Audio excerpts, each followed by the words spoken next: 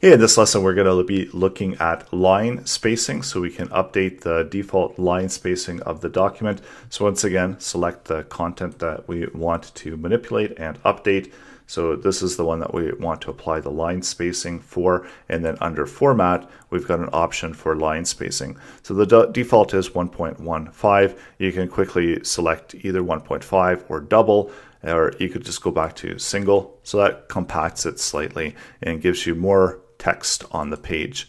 Also, let's go back in and line spacing. There's some other options. We can add space before the paragraph, add space after the paragraph. So again, depending on how you want to present your content, you might want to use the line spacing. You can add space after this. You can also do custom spacing, and you can also set how the content behaves. So lines, keep lines together, prevent single lines, keep with next. So there's a few options there as well. So with the custom line spacing, so right now it's set to 1, so you can set it to 1.2. And also the paragraph spacing, so right now it's set to 10 and 0. So let's set it to 0 and 0, or then hit apply, and that's going to apply the customized spacing to that selected content.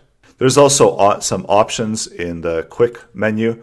So you've got your option for the line spacing, so that will open up the same options that we have under the line spacing in a quick pop-up menu. So from here we can do the customized spacing, we could do the double, we can do the single. So this is available within the line spacing.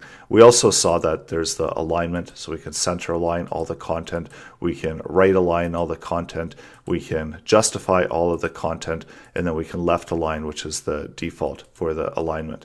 There's also the indents that are the shortcuts here as well.